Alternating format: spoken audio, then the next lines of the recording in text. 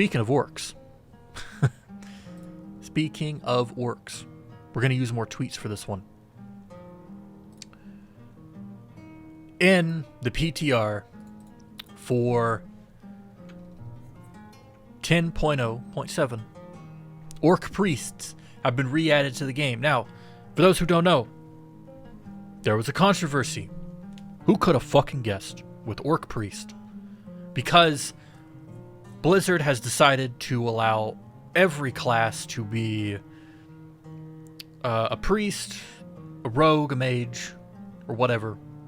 And obviously orc priest is going to be a thing because, you know, if they want everybody to be a priest, well, here you go. Their first rendition of orc priest. So I want you all to imagine, just want to close your eyes and I want you to imagine a default human priest. His name probably starts with brother. Like, it's like Brother Bill. Well, they decided, for whatever the fuck reason, to just give orc priest that aesthetic, despite the fact that it does not fit orcs as a race, like, at all. Like, at all. Like, they call each other brother, but they don't, like, prefer to each other as, like, brother song seeker or sister Naka. You know, that's not what it is. And people were mad because they get mad at everything. They were mad. I think this is very justifiably mad because it didn't make any goddamn sense. And so Blizzard was like, all right, we hear you. We're listening. They removed them from the game because I think they were supposed to be unveiled in 10.0.5, but because of all the backlash, they were pushed back to 10.0.7. And because they were, we got this instead. The lok'osh, the priest. They gave them an actual, like, orc thing. Like, they look like fucking, like an orc priest. They look like they should. They look like orcs. Not like some weird fucking, like, cultural appropriated orc wearing human gear, using human titles. You know? And here they all are. There's lok'osh. And they say, the lok'osh is not an easy path to follow, but I've never felt more connected to my people. By the way, shout out to Porter Gage for going on the PTR and getting this because I am lazy and I don't feel like doing it myself. But there's lots of, like, this for orc priest. And this Naka, this lady right here, what's crazy is that she's actually already in the game. She has been in the game for a very long time already. Let me pull up this dialogue. Again, it's from Porter Gage. Shout out to that homie. This is some of her dialogue. If you come to her as an orc priest and you talk, she says, "Not so long ago, your people traveled through Jeradar. Their deeds for the Maghar were many. One of these champions solved the mystery of our troubled ancestral spirits."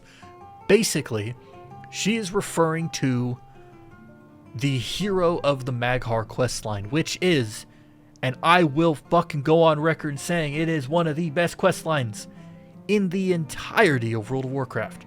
And it was made all the way back in the Burning Crusade.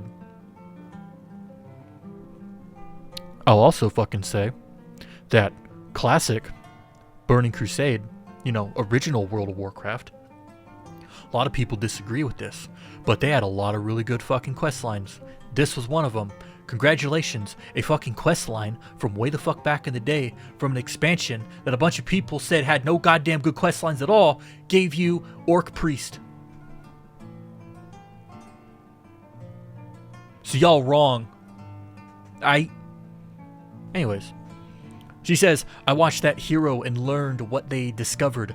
After they had gone, I sought the spirit of Mother Kashur. She spoke of a song that only the spirits could hear. It troubled them at first, but with that champion's aid, they were able to finally rest. For years, I tried to hear that song. The day I first heard it was the day of awakening. I listened to that song. Even now, it speaks of healing and renewal." So basically, Jeradar, which was the big-ass white rock or no, that is the that is the city. I am thinking of, what the fuck is the name of that big ass landmark? Hold on. Everybody stop. I gotta find it. I'm blanking. I'm stupid. I'm dumb. Where the fuck is it? Maghar. Oshugun. There we go. Let me pull up a picture of Oshugun. So basically, during the quest line, you go into Oshugun, and you learn that Oshugun was the original ship that brought the Draenei to Draenor, and inside was a Naru. And I don't remember the exact details, but I'm fairly certain that the Naru was corrupted, or something was going on, and all the orc spirits were being guided to this Naru.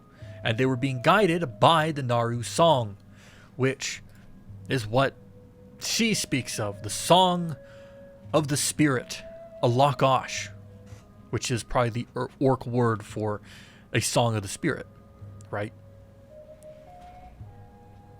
So this means that orc priest is tied directly to the inherent songs and the chimes of a Naru.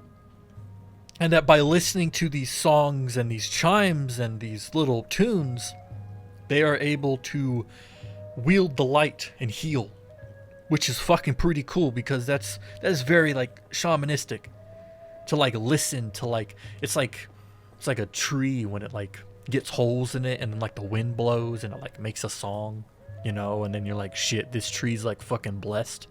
Let's like pray to this tree, you know, like crazy cool neat tribal shaman shit. That is exactly what the orcs needed. That's exactly what the orcs got. Also, by the way, which makes this questline even fucking cooler to me, is that if you have done the Hero of the Maghar questline, if you have done it, you get special dialogue if you talk to this this nice lady. She says to you, "I remember you, Porter Gage." Shout out to Porter Gage again. "When you traveled through Jaradar long ago, your deeds for the Maghar were many. You solved the mystery of our troubled ancestral spirits. I watched you then. I learned what you discovered, and I spoke of the spirit of Mother Kashur." Basically, she says almost the exact same thing, but you do get unique dialogue for it, which is badass, because it basically says, like, orc priest exists because of us.